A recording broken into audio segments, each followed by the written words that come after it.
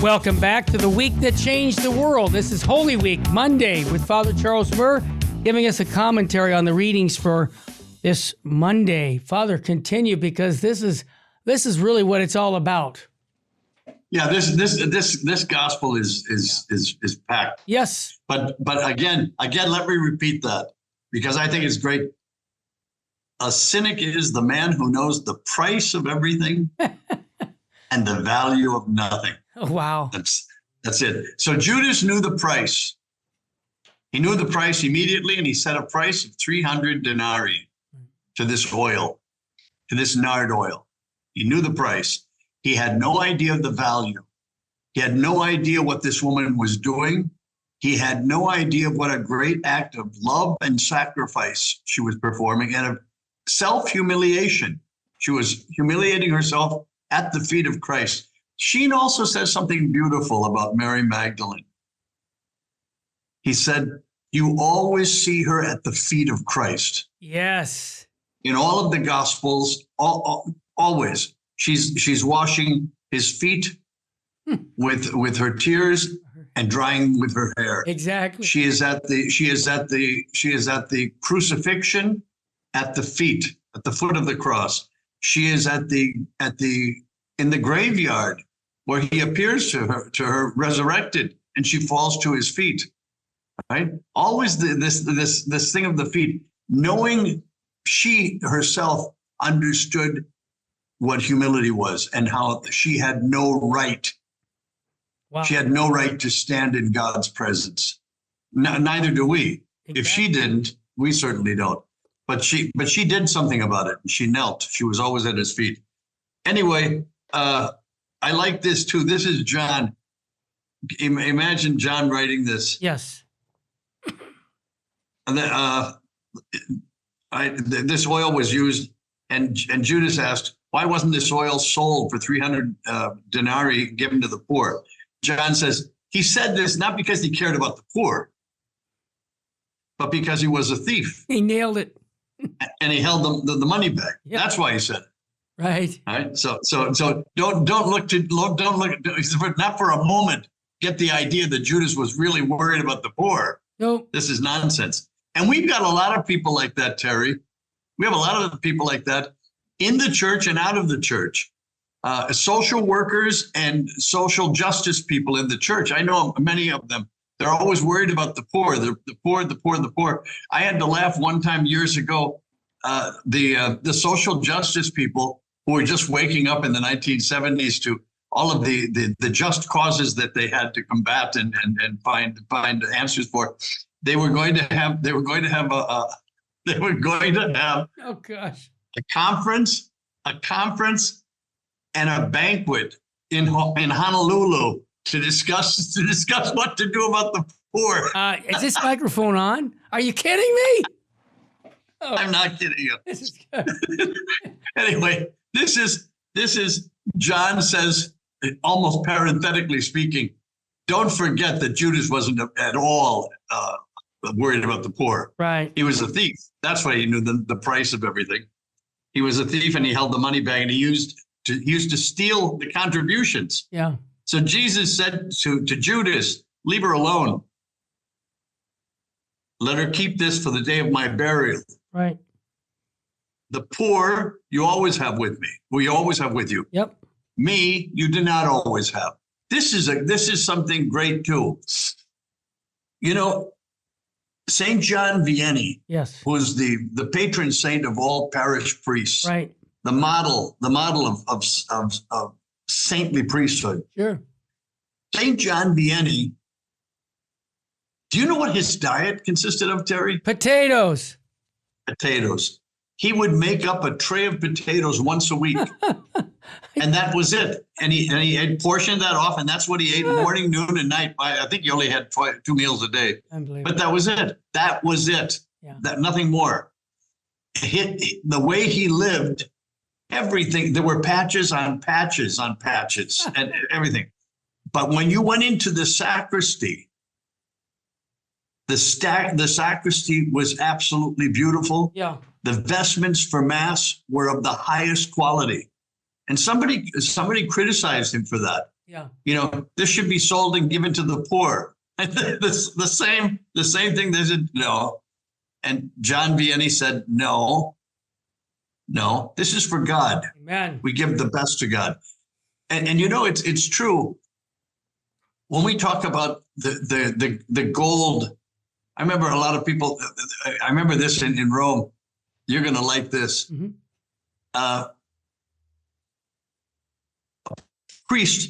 A Mexican priest who had been at my home, came to visit me during the summer. We were now back in Rome and at table, back to studies. And the subject of St. Mary Majors came up, the Basilica of St. Mary Majors. In Rome, yeah. And according to what I learned at that dinner table and verified it later, the gold, one of the first shipments, if not the first shipment of gold from the New World, from New Spain, was sent by the King of Spain to the Pope to be used for the sealing of St. Mary Major's Basilica. Wow. So it was all the gold, like gold leaf, and gold was set into the ceiling, right? Sure. Well, this priest all of a sudden took umbrage. Right? He said, that gold should be returned. It was taken from the Mexican people and it should be returned to the Mexican people. That gold belongs. I said, just a minute. The gold should be returned to Mexico because it was stolen from the Mexican people. I said, first of all, that gold never belonged to the Mexican people. It belonged to the Aztec priests. It was in their supply. Only they could touch it. Now, if you want to scrape it all off the ceiling and give it back to the Mexican people, ruin the art form that it's taken. Yeah. It still will never reach the Mexican people. It'll be stolen by the new high priests, who are the politicians. Exactly. Right? And thirdly, it was given for the honor and glory of the Mother of God, a church to be built in honor of our Blessed Mother, St. Mary of the Snows, Mary Majors. I said, I don't know anyone that the Mexican people love more besides Jesus Christ than his Blessed Mother. Yep. It was given for her. Fifthly, anyone in the entire world is free to go into that church, even atheists, and admire the artwork and the glory that was put in as an act of faith and given to the Mother of God. Yep. And I said, and now just to end this, I gave you 5 reasons that is fine right where it is. Just to end this, when you were out at home, in my home, visiting, I took you to the Hilton Hotel. You and I sat under a gold leaf ceiling in a carousel that made the rounds so you could see the entire city of St. Paul, right? Under a 14-karat gold ceiling. You were impressed as you drank your Manhattan. So for your Manhattan, a gold ceiling is just fine, but not for the Mother of God. Is that what you're telling me? Why don't you really tell me? Father, that story is amazing. But these are the people, they're upset for this, they're upset for that. Yeah. This is ridiculous. This is the same upset that Judas had. Yeah, we see that. We're worried for the poor. Wasn't worried for the poor at all. Wow. And our Lord says this. Tell me. Take advantage of my presence here with you. If you haven't figured he's not going to say it this way. I'll say it for him. Yeah. If you haven't figured out that I'm pretty special by now, get it through your heads. I am special and I've come to be with you because I love you. Take advantage of my presence fully. This woman is giving everything that she has to me in an act of love, which is fantastic. Father, the poor, they're going to be here tomorrow. You can take care of them tomorrow. They'll make it to tomorrow.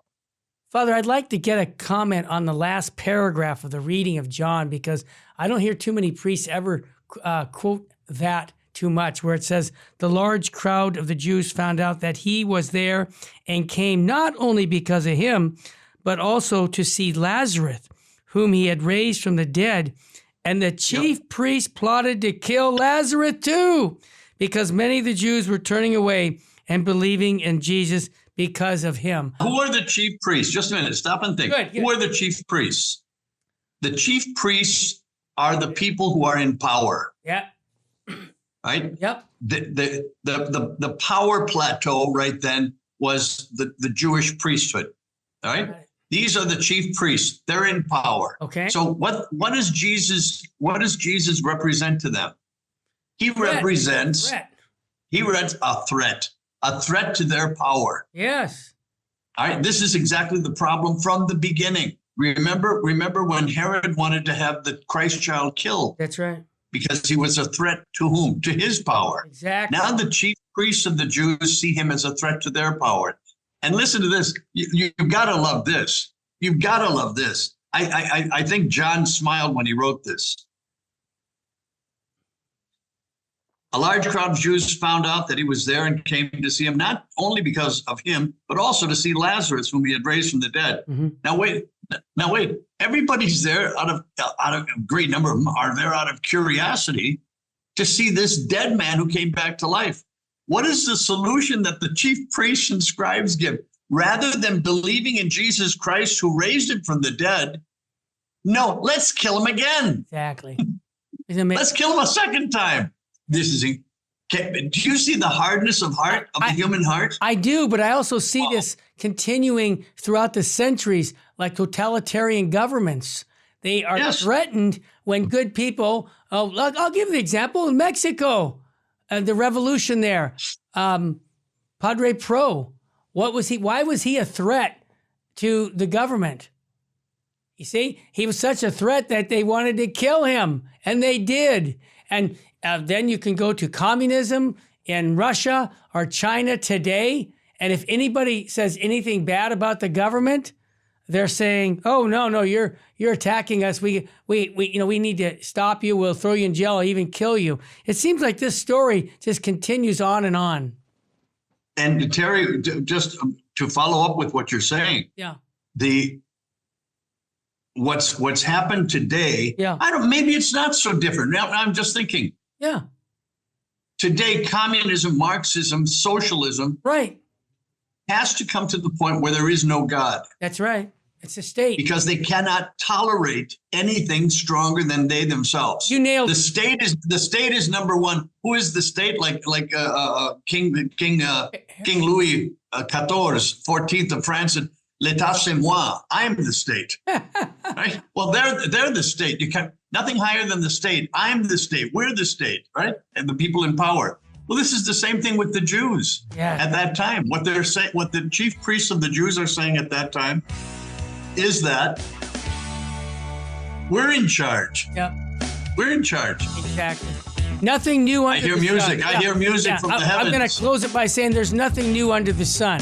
It keeps repeating. Nihil novum sub sole. That's it. Stay with us, family. Having a great chat with Father Charles Murr. We'll be back in a quick minute.